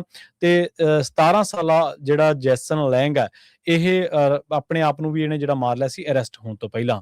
ਡੈਵਸਨ ਕਾਲਜ ਹੈ ਮੌਂਟਰੀਅਲ ਦੇ ਵਿੱਚ, ਸਤੰਬਰ 13 ਦੀ ਘਟਨਾ 2006 ਦੀ, ਜਦੋਂ 18 ਸਾਲਾ ਜਿਹੜੀ ਐਂਟੀਸੀਆ ਡੀ ਸੋਸਾ ਇਹਨੂੰ ਮਾਰ ਦਿੱਤਾ ਗਿਆ ਸੀ, ਤੇ 20 ਜਾਣੇ ਹੋਰ ਜਿਹੜੇ ਆ ਉਹ ਇੱਕ ਬੰਦੂਕਧਾਰੀ ਨੇ ਜਿਹੜਾ ਉਹਨਾਂ ਨੂੰ ਜ਼ਖਮੀ ਕਰ ਦਿੱਤਾ ਸੀ। ਇਸ ਮਾਮਲੇ ਦੇ ਵਿੱਚ ਕਿਮਵੀਰ ਗਿੱਲ 25 ਸਾਲਾ ਜਿਹੜਾ ਉਹਨੇ ਜਿਹੜੀ ਓਪਨ ਜਿਹੜੀ ਆ ਉਹ ਫਾਇਰ ਕੀਤੇ ਸੀਗੇ ਸੈਮੀ ਆਟੋਮੈਟਿਕ ਵੈਪਨ ਦੇ ਨਾਲ, ਤੇ ਬਾਅਦ ਦੇ ਵਿੱਚ ਕਹਿੰਦੇ ਕਿ ਗਿੱਲ ਜਿਹੜਾ ਕਿਮਵੀਰ ਗਿੱਲ ਉਹ ਵੀ ਪੁਲਿਸ ਗਨ ਫਾਈਟ ਦੇ ਵਿੱਚ ਮਾਰਿਆ ਗਿਆ ਸੀ। VC ਜੈਫਰੀ ਜਿਹੜੇ ਕਾਲਜੀਏਟ ਇੰਸਟੀਚਿਊਟ ਆ ਟੋਰਾਂਟੋ ਦੇ ਵਿੱਚ, ਇੱਥੇ ਮਈ 23, 2007 ਨੂੰ 15 ਸਾਲਾ ਜਾਰਡਨ ਮੈਨਰ ਜਿਹੜਾ ਉਹ ਇੱਕ ਗਨ ਸ਼ਾਟ ਦੇ ਨਾਲ ਜਿਹੜਾ ਉਹ ਜ਼ਖਮੀ ਮਿਲਿਆ ਸੀ, ਇੱਕ ਬੰਦੂਕ ਦੇ ਜਿਹੜੇ ਗੋਲੀ ਲੱਗਣ ਦੇ ਨਾਲ ਕਹਿ ਸਕਦੇ ਆਪਾਂ। ਬਾਅਦ ਦੇ ਵਿੱਚ ਉਹਨੂੰ ਜਿਹੜਾ ਮ੍ਰਿਤਕ ਐਲਾਨ ਦਿੱਤਾ ਗਿਆ ਸੀ। ਪਤਾ ਲੱਗਾ ਕਿ ਇਸ ਮਾਮਲੇ ਦੇ ਵਿੱਚ 2 ਜਿਹੜੇ ਅਲੜ ਉਮਰ ਦੇ ਜਵਾਕ ਆ ਉਹਨਾਂ ਨੂੰ ਫਸਟ ਡਿਗਰੀ ਮਰਡਰ ਦੇ ਨਾਲ ਚਾਰਜ ਕੀਤਾ ਗਿਆ ਸੀ। ਇਸੇ ਤਰ੍ਹਾਂ ਲੈਸਟਰ ਸੀਨਸ ਜਿਹੜਾ ਮੌਂਟੇਸਰੀ ਆ ਕੁਇਬਿਕ ਦੇ ਵਿੱਚ, ਉੱਥੇ 2013 ਦੀ ਗੱਲ ਆ, ਅਪ੍ਰੈਲ ਦੇ ਮਹੀਨੇ 5 ਤਰੀਕ ਦੀ, ਜਦੋਂ 2 ਜਣਿਆਂ ਨੂੰ ਮਾਰ ਦਿੱਤਾ ਗਿਆ ਸੀਗਾ, ਤੇ ਜਿਹੜਾ ਸ਼ੂਟਰ ਆ ਉਹਨੂੰ ਆਇਡੈਂਟੀਫਾਈਡ ਕੀਤਾ ਗਿਆ ਸੀਗਾ ਰੌਬਰਟ ਚੈਰਨ ਦੇ ਰੂਪ ਦੇ ਵਿੱਚ। ਸੋ ਉਸ ਤੋਂ ਬਾਅਦ ਜਨਵਰੀ 22, 2016 ਦੇ ਵਿੱਚ ਰੈਂਡਲ ਡਕੋਤਾ ਫਾਊਂਟੇਨ ਜਿਹੜਾ ਉਹਨੇ 2 ਜਣਿਆਂ ਨੂੰ ਮਾਰ ਦਿੱਤਾ ਸੀ, ਜਿਹੜੇ ਕਿ ਬਾਅਦ ਦੇ ਵਿੱਚ ਪਤਾ ਲੱਗਿਆ ਕਿ ਉਹ ਉਹਦੇ ਕਜ਼ਨ ਹੀ ਸੀਗੇ, ਜਿਹੜੇ ਕਿ ਇਸ ਸਕੂਲ ਦੇ ਵਿੱਚ ਪੜ੍ਹਦੇ ਸੀ। ਸੈਸਕਾਟੂਨ ਦੇ ਵਿੱਚ ਇਹ ਜਿਹੜੀ ਘਟਨਾ ਵਾਪਰੀ ਸੀਗੀ। ਸੋ ਅਮਰੀਕਾ ਦੇ ਵਿੱਚ ਤਾਂ ਆਪਾਂ ਹਮੇਸ਼ਾ ਦੇਖਦੇ ਹਾਂ ਕਿ ਜਦੋਂ ਕੋਈ ਇਸ ਤਰ੍ਹਾਂ ਦੀ ਘਟਨਾ ਵਾਪਰਦੀ ਹੈ ਤੇ ਅਮਰੀਕਾ ਦੇ ਵਿੱਚ ਮਾਸ ਸ਼ੂਟਿੰਗ ਸਕੂਲਾਂ ਦੇ ਵਿੱਚ ਕਿਵੇਂ ਹੁੰਦੀ ਹੈ ਤਾਂ ਦੁਨੀਆ ਭਰ ਦੇ ਵਿੱਚ ਚਰਚਾ ਹੁੰਦੀ ਹੈ। ਪਰ ਕੈਨੇਡਾ ਵੀ ਜਿਹੜਾ ਜਿਹਨੂੰ ਬੜਾ ਪੀਸਫੁਲ ਮੁਲਕ ਕਿਹਾ ਜਾਂਦਾ ਜਾਂ ਬੜਾ ਇਹ ਕਿਹਾ ਜਾਂਦਾ ਸੀ ਪਹਿਲਾਂ, ਹੁਣ ਨਹੀਂਗਾ, ਕਿ ਇਹ ਬੜਾ ਅਮਨ ਪਸੰਦ ਜਿਹੜਾ ਅਮਨ ਕਾਨੂੰਨ ਪਸੰਦ ਮੁਲਕ ਆ, ਤੇ ਇੱਥੇ ਬੜੀ ਸ਼ਾਂਤੀ ਹੈ ਤੇ ਬੜਾ ਕੋਈ ਕ੍ਰਾਈਮ ਰੇਟ ਨਹੀਂ ਹੈਗਾ, ਕੁਛ ਨਹੀਂ ਹੈਗਾ। ਪਰ ਉੱਥੇ ਵੀ ਤੁਸੀਂ ਦੇਖੋ ਵੀ ਸਕੂਲਾਂ ਦੇ ਵਿੱਚ ਉੱਥੇ ਵੀ ਮਾਸ ਸ਼ੂਟਿੰਗ ਦੀਆਂ ਜਿਹੜੀਆਂ ਘਟਨਾਵਾਂ ਨੇ ਉਹ ਵਾਪਰੀਆਂ ਨੇ, ਜਿਨ੍ਹਾਂ ਨੇ ਲੋਕਾਂ ਨੂੰ ਖੌਫਜ਼ਦਾ ਕੀਤਾ। ਤੇ ਇਹਦੇ ਵਿੱਚ ਬੜੀ ਮੰਦਭਾਗੀ ਗੱਲ ਆ ਵੀ ਇਹਦੇ ਵਿੱਚ ਇੱਕ ਪੰਜਾਬੀ ਹਮਲਾਵਰ ਦਾ ਵੀ ਨਾਂ ਜਿਹੜਾ ਕਿਮਵੀਰ ਗਿੱਲ ਦੇ ਰੂਪ ਦੇ ਵਿੱਚ ਉਹ ਬੋਲਦਾ ਹੈ ਜੀ।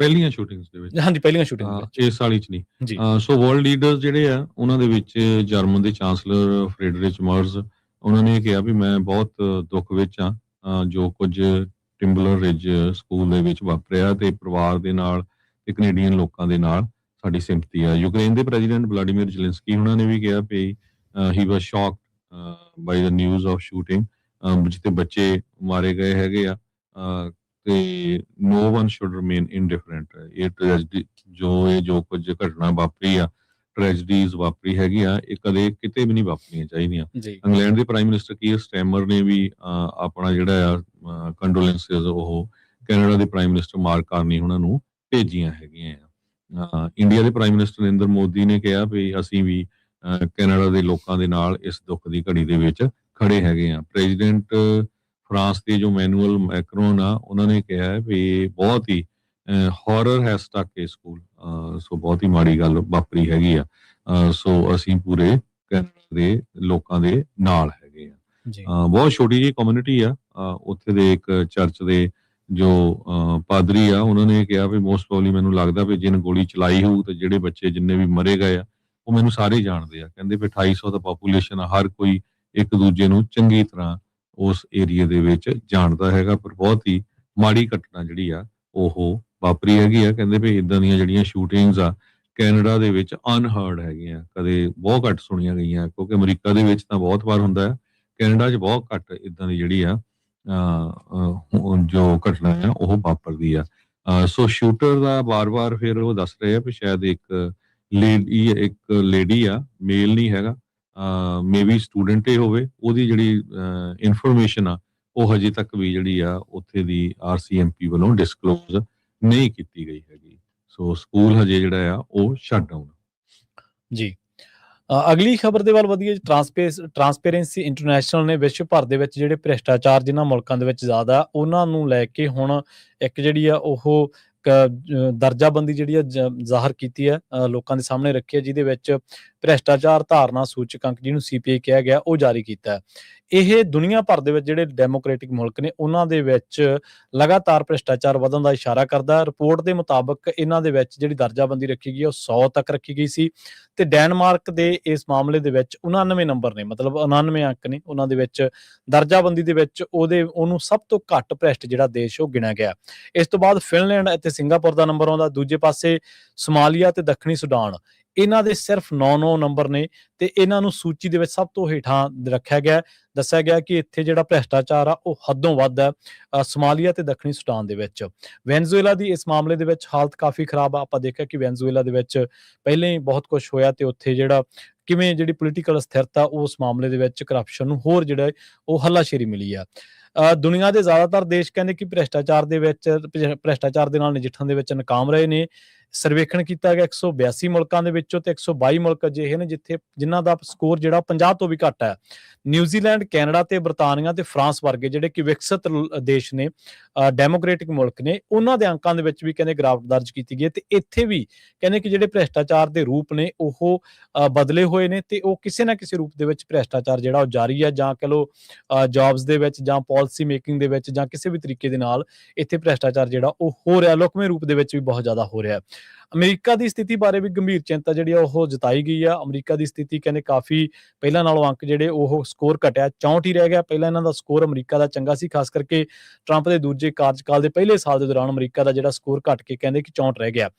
ਰੂਸ 22 ਅੰਕ ਨੇ ਰੂਸ ਦੇ ਤੇ ਬੇਹੱਦ ਭ੍ਰਿਸ਼ਟ ਮੁਲਕਾਂ ਦੀ ਸੂਚੀ ਦੇ ਵਿੱਚ ਬਰਕਰਾਰ ਹੈ। ਇਸ ਸੂਚੀ ਦੇ ਵਿੱਚ ਹਲੇ ਜਿਹੜੀ ਰਿਪੋਰਟ ਆਈ ਆ ਉਹਦੇ ਵਿੱਚ ਦੋ ਵੱਡੀਆਂ ਜਿਹੜੀਆਂ ਇਕਨੋਮੀਜ਼ ਨੇ, ਖਾਸ ਕਰਕੇ ਚੀਨ ਤੇ ਉਸ ਤੋਂ ਬਾਅਦ ਇੰਡੀਆ, ਉਹਨਾਂ ਦੀ ਹਾਲੇ ਦਰਜਾਬੰਦੀ ਜਿਹੜੀ ਹੈ ਇਸ ਰਿਪੋਰਟ ਦੇ ਵਿੱਚ ਜ਼ਾਹਰ ਨਹੀਂ ਕੀਤੀ ਗਈ। ਮੈਂ ਖੁਦ ਇਸ ਸਾਰੀ ਰਿਪੋਰਟ ਨੂੰ ਪੜ੍ਹ ਕੇ ਹੈਰਾਨ ਆ ਵੀ ਜਿਹੜੇ ਦੇਸ਼ ਇਸ ਵੇਲੇ ਦੁਨੀਆ ਦੇ ਵਿੱਚ ਖਿੱਚ ਦਾ ਕੇਂਦਰ ਬਣੇ ਹੋਏ ਨੇ ਜਾਂ ਜਿਨ੍ਹਾਂ ਦੀਆਂ ਖਬਰਾਂ ਦੁਨੀਆ ਭਰ ਦੇ ਵਿੱਚ ਦੇਖੀਆਂ ਜਾਂਦੀਆਂ ਨੇ, ਸੁਣੀਆਂ ਜਾਂਦੀਆਂ ਨੇ ਜਾਂ ਨਜ਼ਰ ਰੱਖੀ ਜਾਂਦੀ ਹੈ, ਚੀਨ ਤੇ ਭਾਰਤ ਇਸ ਮਾਮਲੇ ਦੇ ਵਿੱਚ ਪਹਿਲੇ ਨੰਬਰ ਤੇ ਆਉਂਦੇ ਨੇ। ਪਰ ਦਰਜਾਬੰਦੀ ਭ੍ਰਿਸ਼ਟਾਚਾਰ ਦੇ ਮਾਮਲੇ ਦੇ ਵਿੱਚ ਉਹ ਕਿੱਥੇ ਖੜੇ ਨੇ, ਇਸ ਰਿਪੋਰਟ ਨੇ ਹਾਲੇ ਪੂਰੇ ਜਿਹੜੇ ਆ ਅੰਕੜੇ ਉਹ ਡਿਸਕਲੋਜ਼ ਨਹੀਂ ਕੀਤੇ।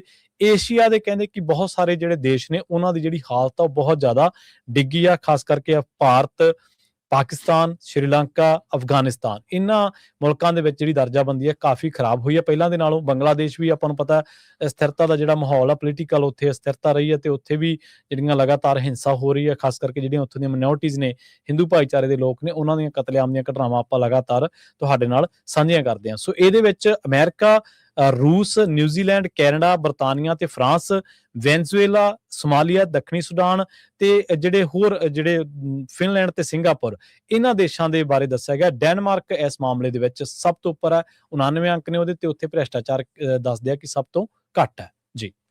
ਤੇ ਆਪਾਂ ਬ੍ਰੇਕ ਲੈਂਦੇ ਹਾਂ। ਬ੍ਰੇਕ ਤੋਂ ਬਾਅਦ ਬਹੁਤ ਹੀ ਇੰਪੋਰਟੈਂਟ ਖਬਰ ਵੀ ਕਿਸ ਤਰ੍ਹਾਂ ਇੱਕ ਬੀਬੀ ਦਾ $25 ਦਾ ਜਿਹੜਾ ਚੈੱਕ ਬਾਉਂਸ ਹੋਇਆ ਸੀ 10 ਸਾਲ ਪਹਿਲਾਂ, ਜੀ ਤੇ ਉਸ ਨੂੰ ਇਮੀਗ੍ਰੇਸ਼ਨ ਕਸਟਮ ਇਨਫੋਰਸਮੈਂਟ ਵਾਲਿਆਂ ਨੇ ਡਿਪੋਰਟ ਕਰਨ ਦੀ ਕੋਸ਼ਿਸ਼ ਕੀਤੀ ਹੈਗੀ ਆ। ਤੇ ਅਗਲੀ ਖਬਰ ਜੋ ਡਿਸਕਸ ਕਰਾਂਗੇ, ਰਸ਼ੀਆ ਦੇ ਵਿੱਚ ਹੁਣ ਲੇਬਰ ਸ਼ਾਰਟੇਜ ਬਹੁਤ ਆ, ਲੜਾਈ ਲੱਗਣ ਦੇ ਕਾਰਨ ਜੀ ਉਹ ਹੁਣ ਇੰਡੀਆ ਵੱਲ ਜਾ ਰਹੇ ਆ ਵੀ ਸਾਨੂੰ ਜਿਹੜੇ ਆ ਇੰਡੀਆ ਤੋਂ ਲੇਬਰ ਇੱਥੇ ਚਾਹੀਦੀ ਹੈਗੀ ਆ।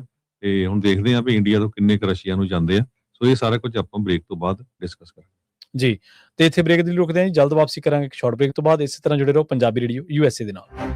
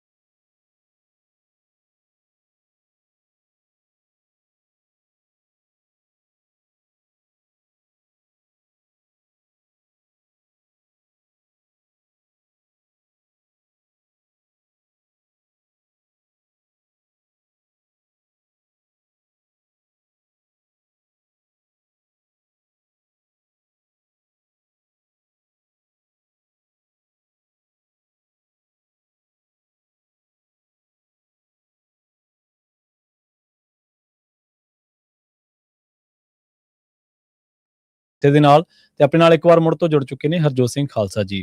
ਹਰਜੋਤ ਸਿੰਘ ਜੀ, ਬ੍ਰੇਕ ਤੋਂ ਬਾਅਦ ਸਵਾਗਤ ਹੈ ਜੀ। ਸਤਿ ਸ਼੍ਰੀ ਅਕਾਲ। ਸਤਿ ਸ਼੍ਰੀ ਅਕਾਲ, ਧੰਨਵਾਦ ਜੀ ਆਇਆਂ ਨੂੰ ਜੀ। ਤੇ ਅਗਲੀ ਖਬਰ ਜਿਹੜੀ ਆ ਇੰਡੀਆ ਪਾਕਿਸਤਾਨ ਬੰਗਲਾਦੇਸ਼ ਨਾਲ ਰਿਲੇਟਡ ਹੈਗੀ ਆ।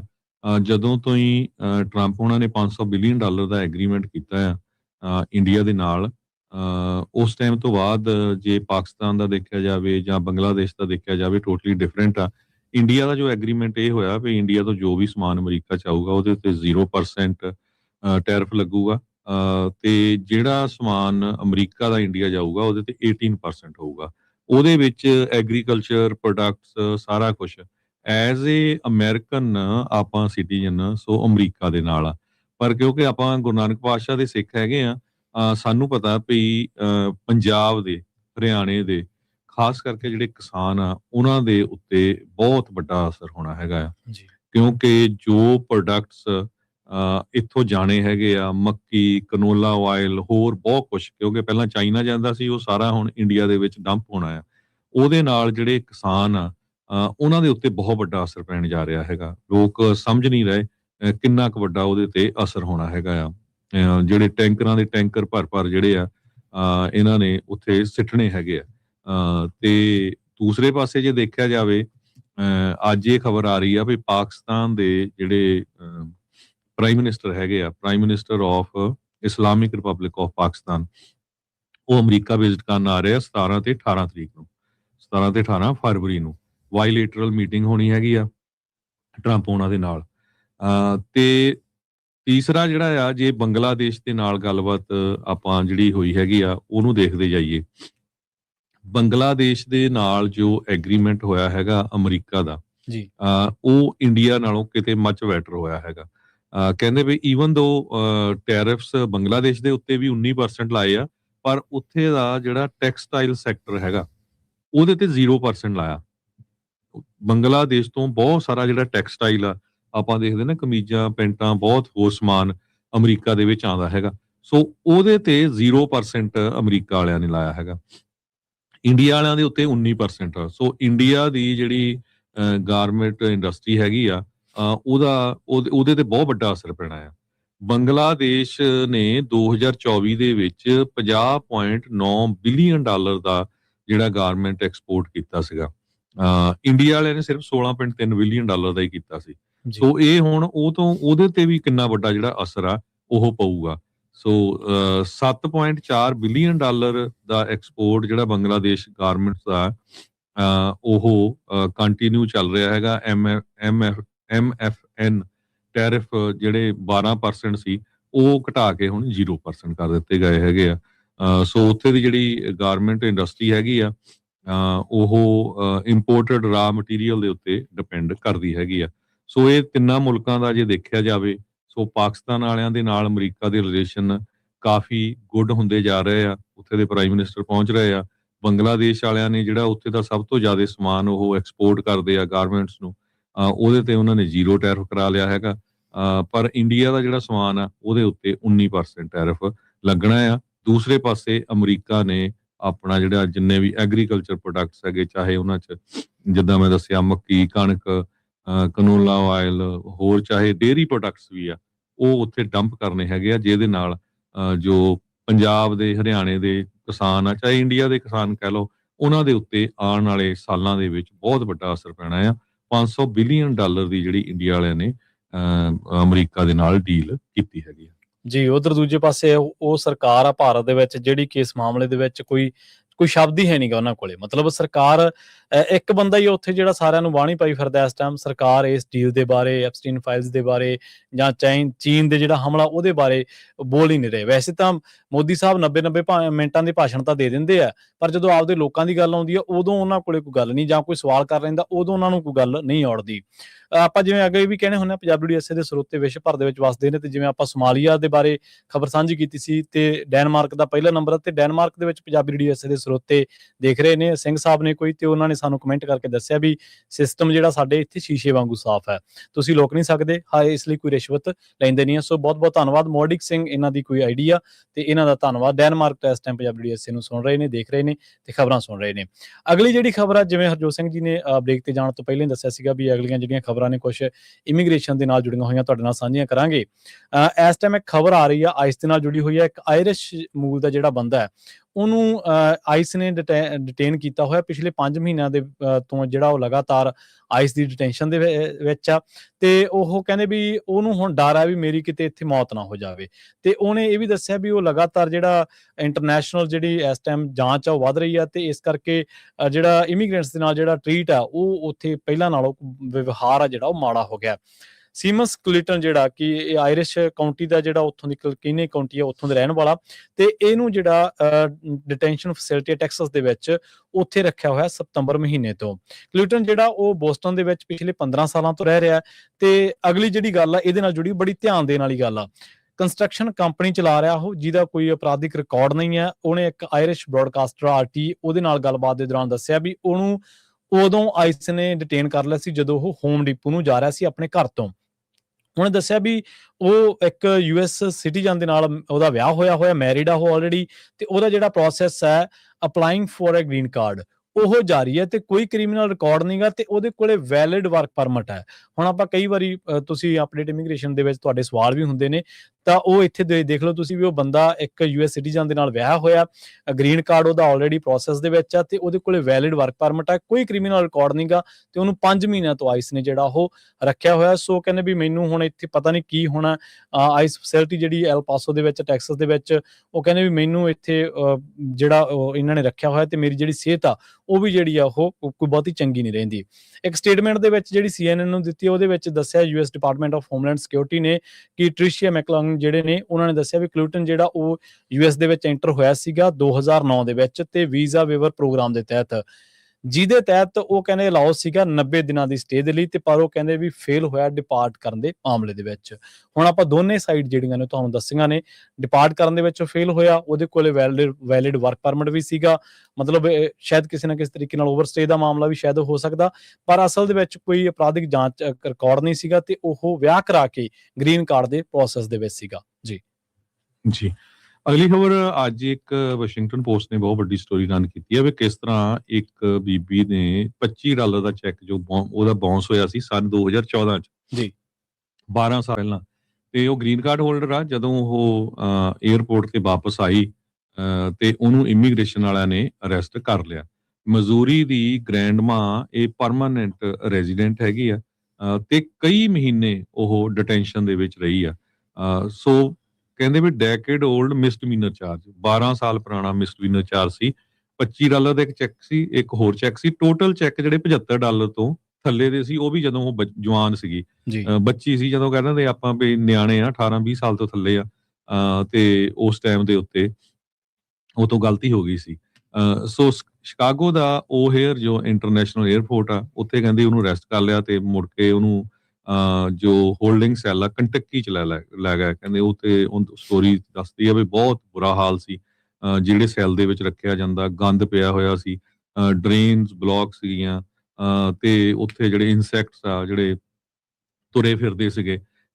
ਹੂਜ਼ ਬਰਾਊਨ ਪਰਮਾਨੈਂਟ ਰੈਜ਼ੀਡੈਂਟ ਆ US ਦੀ ਸਿੰਸ ਸ਼ੀ ਵਾਜ਼ ਏ ਚਾਈਲਡ, ਤੇ 143 ਦਿਨ ਜਿਹੜਾ ਆ ਉਹਨੂੰ ਲਗਭਗ 5 ਮਹੀਨੇ ਜੇਲ੍ਹ ਦੇ ਵਿੱਚ ਰੱਖਿਆ ਗਿਆ। ਉਹ ਤੋਂ ਬਾਅਦ ਫਿਰ ਜਦੋਂ ਜੱਜ ਨੇ ਗ੍ਰਾਂਟ ਕੀਤਾ ਵੀ ਉਹਦਾ ਰਿਮੂਵਲ ਨਹੀਂ ਹੋ ਸਕਦਾ, ਤੇ ਫਿਰ ਉਸ ਨੂੰ ਜਿਹੜਾ ਛੱਡਿਆ ਗਿਆ ਹੈਗਾ, ਹਾਲਾਂਕਿ ਉਹ ਅਮਰੀਕਨ ਸਿਟੀਜ਼ਨ ਨੂੰ ਵਿਆਹੀ ਹੋਈ ਸੀਗੀ।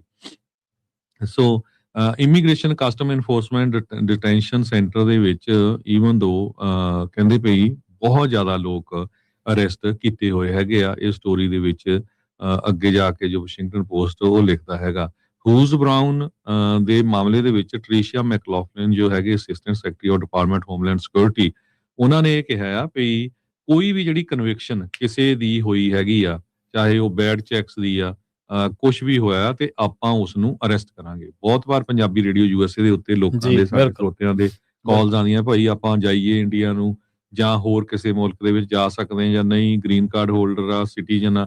ਸੋ ਹੁਣ ਚੈੱਕ ਕਰ ਲਓ, ਤੁਹਾਨੂੰ ਇਮੀਗ੍ਰੇਸ਼ਨ ਅਟਾਰਨੀ ਦੇ ਜੋ ਪ੍ਰੋਗਰਾਮ ਹੁੰਦੇ ਆ ਉਹਦੇ ਵਿੱਚ ਵੀ ਉਹ ਜੇ ਤਿਰਕੀ ਆਉਣਾ ਹੋਣੀ ਬੜੀ ਡਿਟੇਲ ਚ ਦੱਸਦੀ ਆ ਵੀ ਆਹ ਕੁਝ ਹੋ ਸਕਦਾ। ਸੋ ਆਹ ਐਗਜ਼ਾਮਪਲ ਹੁਣ ਤੁਸੀਂ ਦੇਖ ਸਕਦੇ ਆ ਵੀ ਕਿਸ ਤਰ੍ਹਾਂ ਉਹ 59 ਸਾਲਾਂ ਦੀ ਜਿਹੜੀ ਬੀਬੀ ਆ ਉਹਨੂੰ ਇੱਕ ਜੇਲ੍ਹ ਦੇ ਵਿੱਚ 5 ਮਹੀਨੇ ਰਹਿਣਾ ਪਿਆ ਵੀ ਉਹਦਾ ਜਿਹੜਾ ਇੱਕ ਬਾਉਂਸ ਚੈੱਕ ਸੀਗਾ ਉਹ 12 ਸਾਲ ਪੁਰਾਣਾ ਸੀਗਾ। ਉਸ ਮਿਸਟੇਕ ਨੂੰ ਵੀ ਜਿਹੜਾ 12 ਸਾਲਾਂ ਬਾਅਦ ਇਮੀਗ੍ਰੇਸ਼ਨ ਕਸਟਮ ਇਨਫੋਰਸਮੈਂਟ ਵਾਲਿਆਂ ਨੇ ਕੱਢ ਲਿਆ, ਜਦੋਂ ਉਹ ਮੁੜ ਕੇ ਵਾਪਸ ਸ਼ਿਕਾਗੋ ਓਹੇਅਰ ਏਅਰਪੋਰਟ ਦੇ ਉੱਤੇ ਆ ਰਹੀ ਸੀਗੀ। ਜੀ ਸੋ ਬਿਲਕੁਲ। ਇੱਥੋਂ ਤੁਸੀਂ ਦੇਖ ਲਓ ਵੀ ਕਿਤੇ ਤੁਹਾਡੀ ਥੋੜ੍ਹੀ ਬਹੁਤੀ ਵੀ ਮਿਸਟੇਕ ਹੋਈ ਹੋਵੇ, ਈਵਨ ਤੁਹਾਡੇ ਕੋਲ ਗ੍ਰੀਨ ਕਾਰਡ ਹੈਗਾ ਆ, ਤੇ ਤੁਹਾਨੂੰ ਜਿਹੜਾ ਅਰੈਸਟ ਕੀਤਾ ਜਾ ਸਕਦਾ ਹੈਗਾ। ਜੀ ਬਿਲਕੁਲ, ਇਸੇ ਤਰ੍ਹਾਂ 37 ਸੈਂਟ ਵਾਲੀ ਵੀ ਖਬਰ ਹਰਜੋਤ ਸਿੰਘ ਜੀ ਆਪਾਂ ਸਾਂਝੀ ਕੀਤੀ ਸੀ ਸਰੋਤਿਆਂ ਦੇ ਨਾਲ ਕਿ 37 ਸੈਂਟ ਦੇ ਕਰਕੇ ਵੀ ਇੱਕ ਬੰਦਾ ਜਿਹੜਾ ਉਹਨੂੰ ਹਿਰਾਸਤ ਦੇ ਵਿੱਚ ਲਿਆ ਗਿਆ ਸੀਗਾ। ਅਗਲੀ ਜਿਹੜੀ ਖਬਰ ਆ ਉਹਦੇ ਵੱਲ ਵਧਣ ਤੋਂ ਪਹਿਲਾਂ ਆਪਾਂ ਇੱਥੇ ਹੋਰ ਇੱਕ ਸ਼ਾਰਟ ਬ੍ਰੇਕ ਦੇ ਲਈ ਰੁਕਦੇ ਹਾਂ। ਬ੍ਰੇਕ ਤੋਂ ਪਾਰ ਇੱਕ ਜਿਹੜੇ ਇਜ਼ਰਾਈਲੀ ਪ੍ਰਧਾਨ ਮੰਤਰੀ ਨੇ ਬੈਂਜਾਮਿਨ ਨੇਤਨਯਾਹੂ, ਉਹਨਾਂ ਦੇ ਨਾਲ ਜੁੜੀ ਇੱਕ ਖਬਰ ਆ। ਅਮਰੀਕਾ ਦੇ ਦੌਰੇ ਤੇ ਨੇ ਤੇ ਇੱਕ ਬੀਬੀ ਨੇ ਸਕੂਲ ਦੇ ਵਿੱਚ ਟੀਚਰ ਆ, ਉਹਨੇ ਆਈਸ ਜਦੋਂ ਛਾਪੇਮਾਰੀ ਹੋਈ ਸੀਗੀ ਉਹਨੂੰ ਸੈਲੀਬ੍ਰੇਟ ਕੀਤਾ ਸੀਗਾ ਤੇ ਉਹਨੂੰ ਹੁਣ ਲੀਵ ਦੇ ਉੱਤੇ ਭੇਜ ਦਿੱਤਾ ਗਿਆ। ਇਹ ਦੋਨੇ ਖਬਰਾਂ ਦੇ ਉੱਤੇ ਆਪਾਂ ਨਜ਼ਰ ਮਾਰਾਂਗੇ ਇੱਕ ਬ੍ਰੇਕ ਤੋਂ ਬਾਅਦ।